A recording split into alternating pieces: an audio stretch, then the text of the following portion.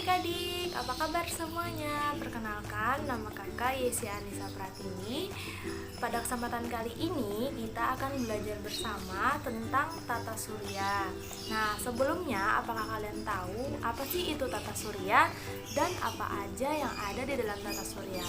Mari kita belajar bersama.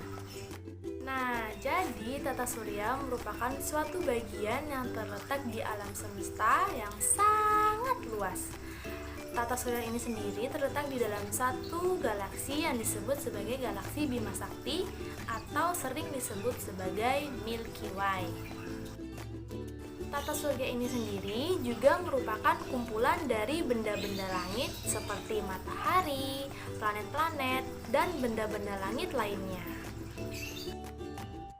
Matahari merupakan bola gas raksasa. Nah, si matahari ini dia mampu memancarkan cahayanya sendiri. Matahari juga sering disebut sebagai pusat tata surya. Karena dia disebut sebagai pusat tata surya, maka matahari ini banyak dikelilingi oleh benda-benda langit seperti asteroid, meteoroid, terus ada komet, dan planet-planet lainnya. Di dalam tata surya ini sendiri terdiri dari 8 planet. Yang pertama ada Merkurius, ada Venus, Bumi, Mars, Jupiter, Saturnus, Uranus, dan Neptunus. Nah, dari planet-planet ini mereka bersama-sama mengelilingi matahari dalam suatu lintasan yang disebut dengan orbit. Dari orbit ini sendiri biasanya berbentuk elips. Merkurius merupakan planet yang paling dekat dengan matahari. Planet Merkurius ini memiliki tekstur yang berlubang-lubang. Planet Merkurius juga tidak memiliki satelit. Selanjutnya ada planet Venus. Planet Venus ini merupakan planet kedua yang terletak di tata surya. Planet Venus memiliki ukuran yang hampir sama dengan Bumi. Makanya banyak orang yang menjulukinya adalah planet kembaran dari Bumi. Selanjutnya ada planet ketiga di tata surya, yaitu Bumi. Bumi merupakan tempat tinggal kita. Bumi sendiri satu-satunya planet yang mampu dihidupi oleh makhluk hidup. Bumi memiliki atmosfer yang terdiri dari nitrogen, karbon dioksida, oksigen, dan uap air. Planet Mars merupakan planet keempat yang ada di tata surya. Nah, orang-orang sering menyebutkan planet Mars ini sebagai planet merah. Apakah kalian tahu warna merah itu berasal dari mana? Nah, ternyata warna merah ini berasal dari debu yang diterbangkan oleh angin. Planet kelima yang ada di tata surya adalah Jupiter.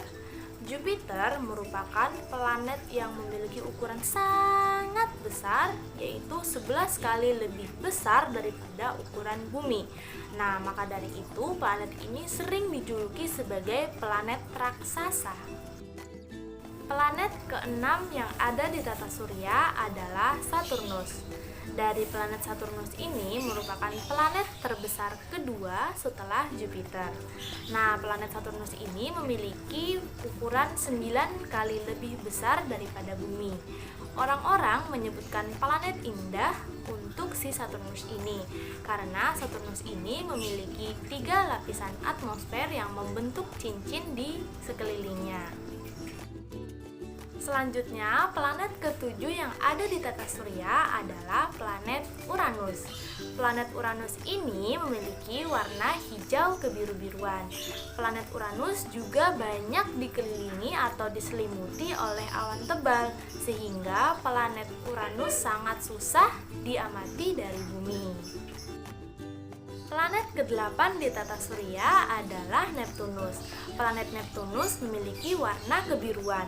Selain itu, planet Neptunus juga dikelilingi oleh cincin yang terdiri dari debu. Planet Neptunus juga memiliki tekstur yang berwarna hitam atau bintik hitam. Ini sering disebut sebagai badai raksasa. Nah, karena planet Neptunus ini posisinya jauh dari matahari, sehingga menyebabkan planet Neptunus memiliki suhu yang sangat dingin. Dari kedelapan planet yang berada di tata surya, ada juga benda-benda langit yang mengelilingi matahari, seperti asteroid, meteoroid, dan komet. Selanjutnya kita bahas yaitu hipotesis pembentukan tata surya, di mana di sini ada 5 hipotesis pembentukan tata surya. Yang pertama ada hipotesis nebula, yang kedua ada hipotesis planetesimal, ketiga ada hipotesis pasang surut, keempat ada hipotesis bintang kembar, dan terakhir ada hipotesis protoplanet. Nah, langsung aja agar lebih paham, yuk kita perhatikan animasi dari ruang guru berikut ini. Hipotesis nebula pertama kali dikenalkan oleh seorang ilmuwan, teolog, sekaligus filsuf dari Swedia yang bernama Immanuel Swedenborg. Akan tetapi, hipotesis ini disempurnakan kembali oleh filsuf kebangsaan Jerman yang bernama Immanuel Kant. Hipotesis nebula ini terkenal dengan nama hipotesis kabut, bahwa alam semesta ini berasal dari kabut, teman-teman. Loh, kok bisa ya? Jadi begini, kabut yang ada berupa gas yang berbentuk awan-awan raksasa. Nah, nebula ini tersebar di luar angkasa seperti ini, teman-teman. Menurut hipotesis nebula, awan-awan raksasa itu berputar dan berpilih dengan kuat yang menyebabkan terjadinya pemadatan pada pusat lingkaran, dan pada akhirnya terbentuklah matahari. Pada saat yang bersamaan, matahari lain pun ikut terbentuk menjadi massa yang lebih kecil dari matahari yang kita kenal dengan nama planet. Nah, planet tersebut bergerak mengelilingi matahari hingga gerakannya menjadi semakin teratur seperti saat ini. Hipotesis planetesimal. Hipotesis ini dikemukakan oleh seorang astronom bernama Forrest Ray Moulton dan geologis bernama Thomas Chamberlain. Jadi begini, teman-teman, matahari sudah terbentuk dari dulu sebagai salah satu bintang yang ada di alam semesta. Lalu ada sebuah bintang nih yang melintasi ruang angkasa dengan cepat dan melewati matahari. Ingat ya teman-teman, setiap bintang memiliki gaya tarik atau gaya gravitasinya masing-masing. Akibatnya nih, sebagian material yang ada di matahari tertarik bintang yang lewat itu. Begitu bintangnya udah pergi jauh, massa matahari yang tertarik kemudian kembali ke permukaan matahari. Namun sebagian ada yang terhambur keluar angkasa, yang kemudian mengumpul, menyatu, dan mengeras membentuk planet-planet. Hipotesis pasang surut sebenarnya mirip loh dengan hipotesis planetesimal. Hipotesis ini dikemukakan oleh James dan Harold Jeffrey. Jadi awalnya nih, matahari udah ada nih. Lalu lewatlah satu bintang besar yang mengorbit dekat matahari. Hal ini mirip ya sama hipotesis planetesimal. Lalu bedanya apa ya? Nah, bedanya nih, kalau dalam hipotesis planetesimal, gaya tarik atau gaya gravitasi bintang ini membuat partikel-partikel di matahari tertarik. Kalau dalam hipotesis pasang surut, yang dibawa adalah gelombang pasang gas-gas panas matahari. Gas-gas matahari yang tertarik akan membentuk seperti cerutu panjang, atau juga bisa disebut filamen, yang besar di bagian tengah dan tajam di bagian ujung. Dan sebagian gas matahari akan kembali masuk ke matahari. Setelah bintang tersebut pergi, cerutu tersebut berputar mengelilingi matahari. Lama-kelamaan, cerutu tersebut mendingin dan membentuk bulatan menjadi planet. Lalu, kenapa namanya pasang surut ya? Karena peristiwa saat gas itu tertarik ke bintang mirip seperti peristiwa pasang, teman-teman. Dan saat gelombang panas itu lepas, lalu sebagian kembali masuk ke matahari, seperti peristiwa surut.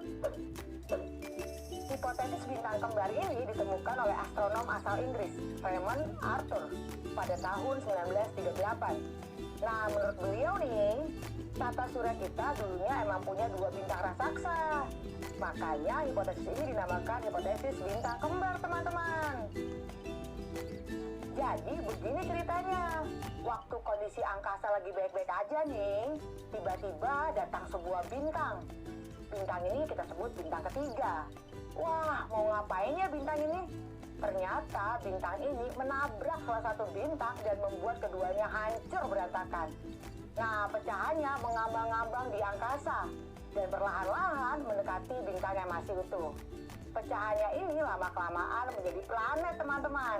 Dan bintang yang masih utuh menjadi matahari. Jadi begitu ceritanya, teman-teman. Hipotesis ini dikemukakan oleh Kurt von Weizsäcker, tapi kemudian disempurnakan oleh Gerald Peter Kuiper pada tahun 1950. Menurut hipotesis ini, tata surya terbentuk dari gumpalan awan dan debu yang sangat banyak. Coba kalian perhatikan, awan dan debu yang menggumpal akan mengalami pemampatan dan menarik partikel-partikel debu lain, membentuk gumpalan bola.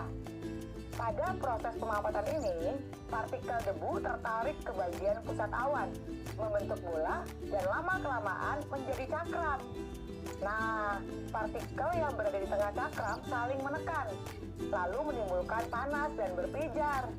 Bagian tengah ini kemudian menjadi matahari, sementara bagian luarnya berputar dengan sangat cepat, kemudian terpecah menjadi gumpalan yang lebih kecil. Bagian inilah yang akhirnya menjadi planet, teman-teman.